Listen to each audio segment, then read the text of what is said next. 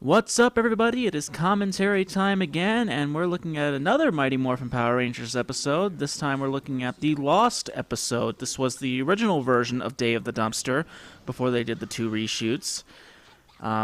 This Lost episode debuted in 1999. This was a special hosted by Austin St. John and Walter Jones. This was actually an answer to a lot of rumors that were circulating around the season. The internet was starting to catch on, and there was a rumor going around on the internet that there was indeed another pilot for Mighty Morphin Power Rangers. So Saban, catering to the fans that wanted to know, finally decided to host a special in 1999 and finally show the original pilot that would have aired if Fox had greenlighted it.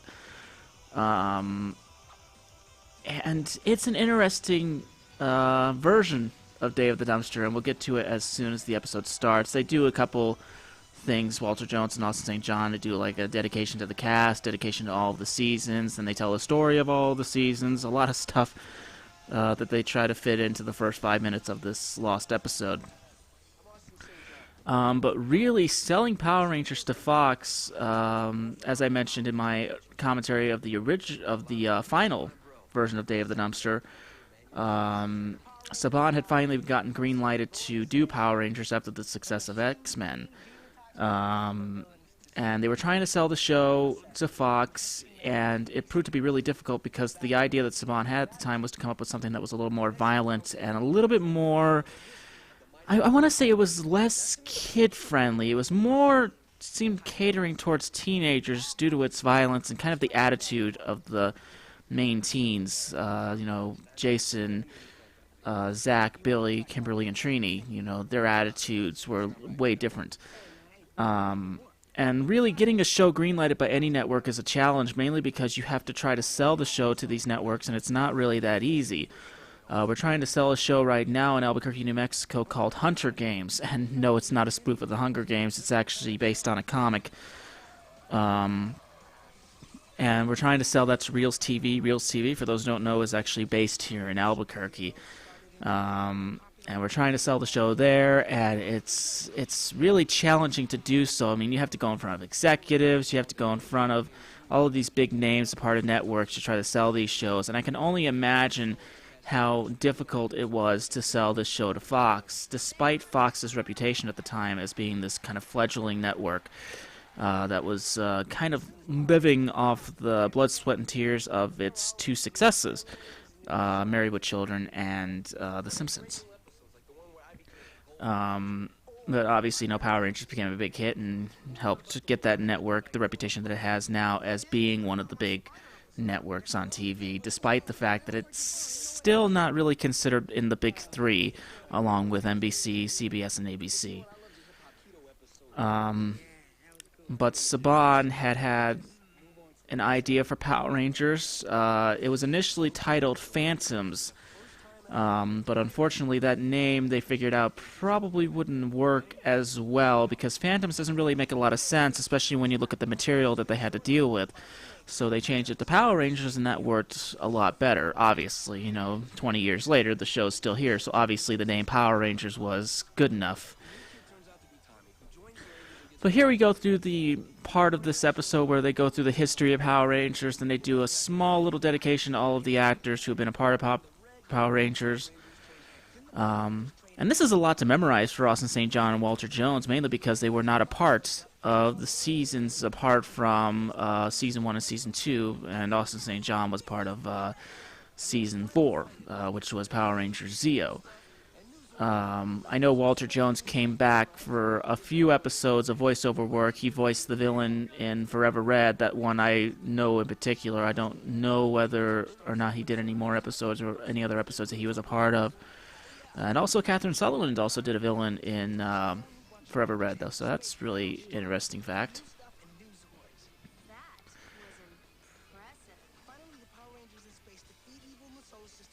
God.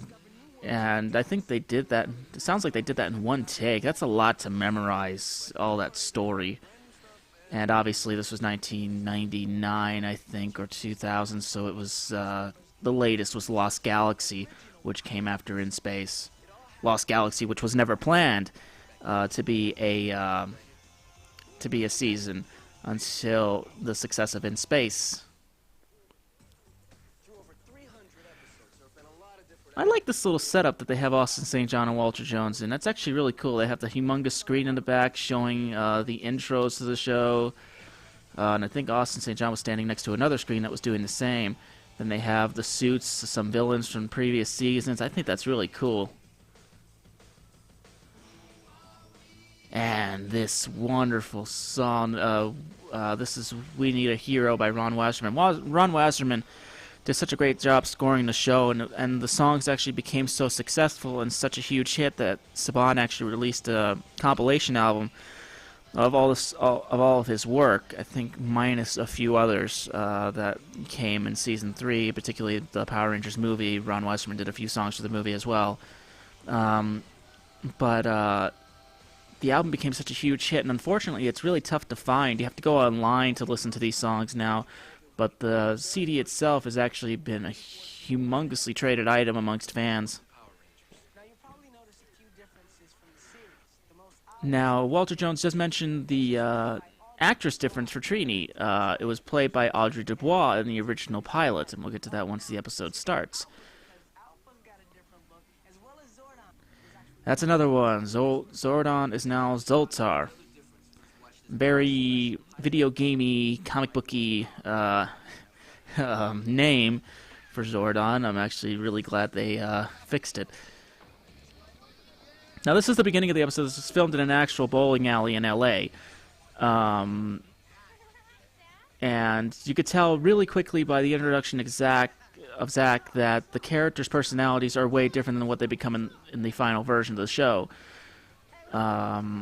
Saban Entertainment, or I should say the producers, kind of the writers, Tony Oliver was one of the writers on this. They wrote 13 drafts for Day of the Dumpster, and obviously 3 were selected to do these 3 pilots that they shot.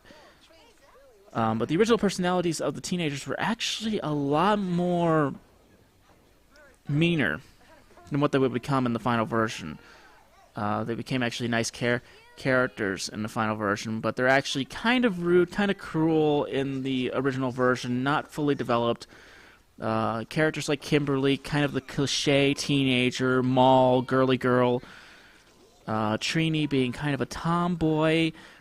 Some fans actually assume that Trini is actually gay in this particular version. You know, the short hair and her attitude. You know, they consider Trini in this version to be kind of the cliche gay female.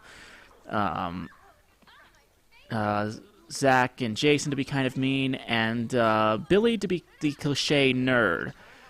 Billy's really the only character that sort of remained the same in the final version. Zach did too, you know, kind of the dancer, except they eliminated kind of his meanness in the other one. He became a lot more friendlier of a character, same with Jason. Side note, Paul Schreier playing Punk 5 in this one. Paul Schreier had gotten cast by showing up earlier than the rest of the actors auditioning for this role. Tony Oliver was standing in for Punk 5 because they didn't have an actor, and Paul Schreier showed up to the bowling alley ready to audition, and Tony Oliver just said, "You're hired." And he was cast as Punk 5. He had one line of dialogue in the entire episode, and it wasn't him who said it. It was actually voiced over by Tony Oliver, which is actually an interesting and really funny fact. And thank God he was cast. He became Bulk in the final version, and Jason Narvey was cast shortly after the filming of this particular pilot, and he was cast in as Skull. But really, Billy's character, as I was saying before, was really the only character that remained the same, except they eliminated a bit of the intelligent dialogue to have him make a little more sense to kids. And what's really funny about that is that David Yost, the character, remained on the show so long that David Yost and the rest of the writers decided to evolve him, get him away from the cliche nerdy role, and make him a little more down to earth and more of down to earth character. And the voiceover work is obviously different. They had different voices for the particular villains. I believe Barbara Goodson and Goldar are the same voices as... I don't know the actress name who did Goldar, but I know Barbara Goodson, who did Rita, and really great voice actress for Rita. She was cast, actually, first in the role, and then she was fired and replaced by somebody else. And then Barbara Goodson, after she had re-auditioned for the role, after Saban made it clear what they wanted for Rita, kind of this Wicked Witch of the, like Wizard of Oz, Wicked Witch of the West thing, the voice-wise, and Barbara Goodson re-auditioned and did the voice. They loved Barbara Goodson's voice as Rita, and they rehired her, and she became the voice of Rita for the rest of the series.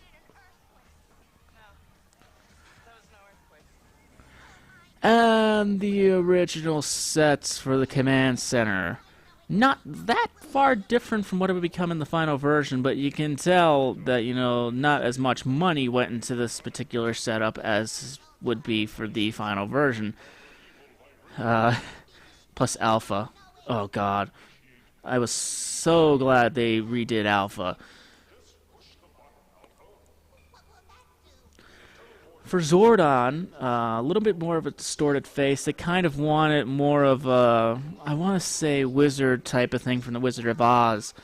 Kind of like the face was in the Wizard of Oz, even though you mostly saw the face, that big-headed face of the wizard that you first see in the first incarnation of the wizard in the Wizard of Oz, surrounded by the fire and all that stuff. A bit more distortion. They kind of tried to make it like that, but in the final version, they actually cleaned it up a bit. It's still a bit distorted to give him a kind of wizard sense, but they made him a little more clear in the final version. Funny story about the actor who played Zordon. I shouldn't really call him an actor. He was actually a crew member on the set of Power Rangers that they actually selected to be the face of Zordon. And naturally, that crew member wanted more money. I mean, naturally, that's a legitimate argument. I mean, if you're a crew member and you've been selected to be kind of the face of this main character, of one of the main characters of the show, you're going to request more money.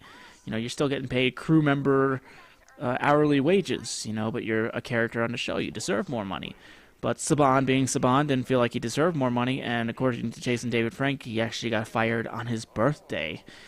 That's how Saban was. The original version of the viewing globe, another thing I'm glad they fixed, mainly because they had to turn Zordon's head, which made him look worse. Coming up is a sequence of Zordon telling them their powers and what Zords they'll be controlling. It's one of my least favorite moments of the episode, mainly because of how cheap it looks. Because they morph, through some CG, they morph the actors into their dinosaurs, images of their dinosaurs, which is really cheaply done. They have Trini intentionally punch into the air, that way she can match up with the image that eventually becomes the saber-toothed tiger, which I thought was really stupid. That drove me nuts. I don't know why, mainly because, I've worked in television, I've worked on CG work and all stuff, and that just bugs me. And Kimberly having to put up her hands just to match up with the image, and Trini punches right into the air. That bugs for some reason. I hate it when they have to do stuff intentionally just to make certain things work. I was kind of glad they fixed it up in the final version as well.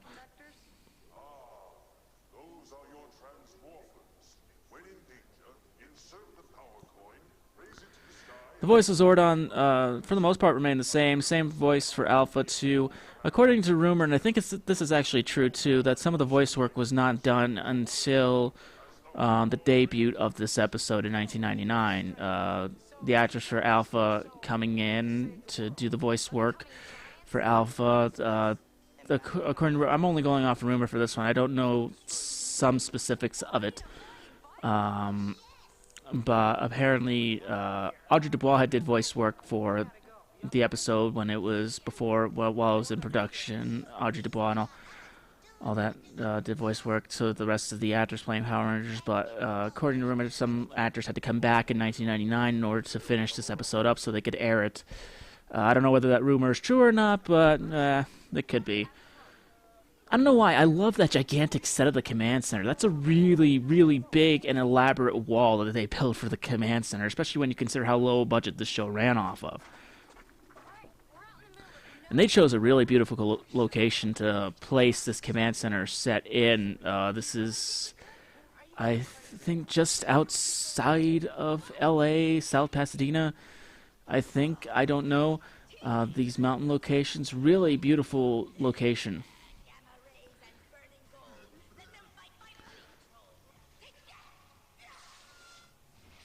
I like some of Rita's original voice work in this particular pilot. They added an echo to her voice when she says "take that," which I thought was really menacing and really worked. They eliminated it for the final version. I don't know why.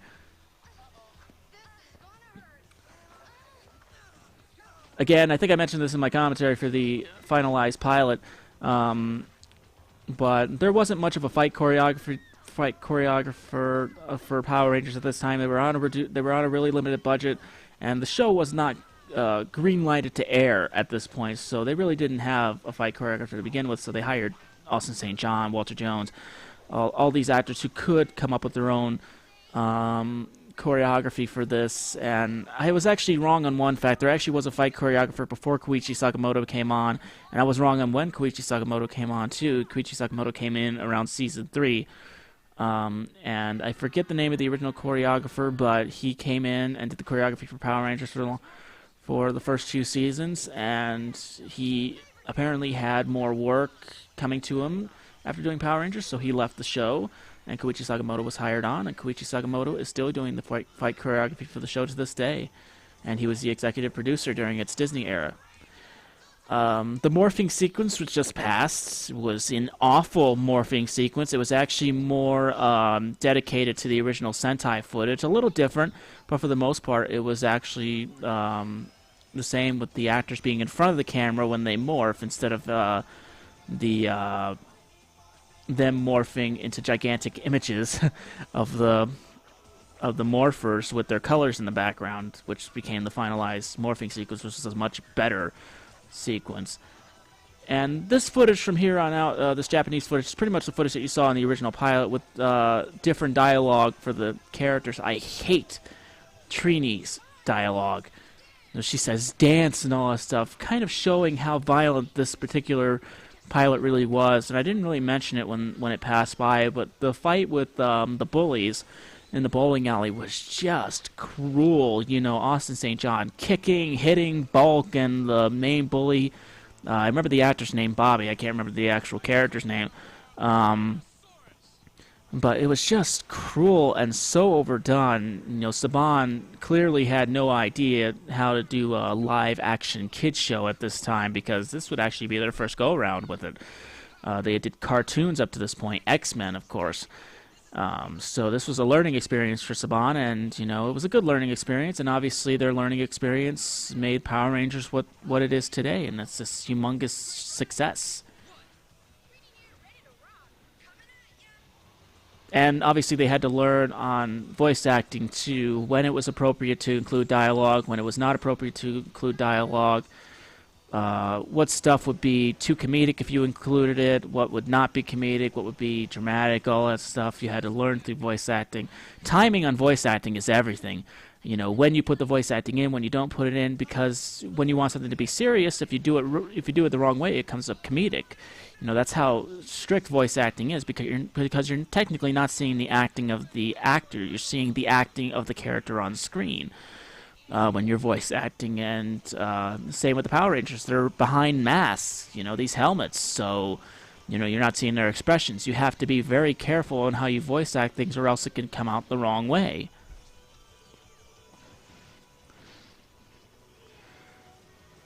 This character next to Goldar, I forget his name. He was not in this. He was not in the final pilot, but his character did make a debut later on in season 1. Oh, I love the Megazord. The original Megazord is so freaking awesome. Okay, we're approaching the end of the episode. I had to check the time really quick.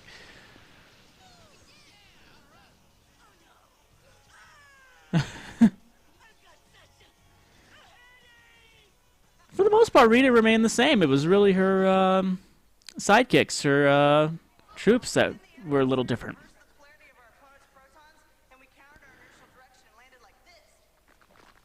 I always thought that was funny. Again, trying to give Billy intelligent dialogue. I was so glad they toned that down. It was also one of the very few times you saw Zordon smile there.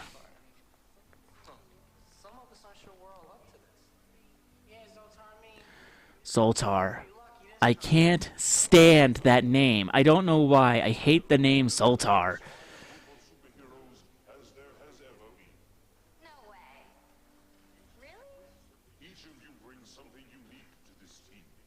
Jason brings leadership and Now, this particular dialogue from Zordon, this was actually pretty much the same dialogue as he would say in the final pilot, but they moved it to when he was showing them their powers in the final version. Putting it towards the end didn't really make much sense, so they replaced it by putting it more into the middle of the episode when they're being shown their powers, which made a lot more sense. Really have some serious shopping to do. I mean, even though the outfits are cool and everything.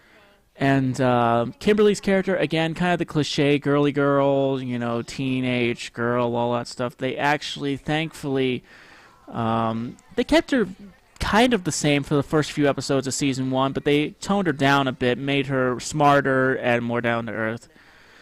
And that's the end of the original pilots. You know, you can see why Fox turned it down. You know, it was too violent. A lot of their ideas didn't quite pan out the way they wanted. So they shot a second one. And that one was turned down because of violence too. And they took pretty much the elements of both the first pilots that they shot, and did all the took all the positives, eliminated the negatives, and that's what became the final version of Day of the Dumpster. And it's already ended. I've been talking too long. But thank you guys so much for listening, and I will see you next time.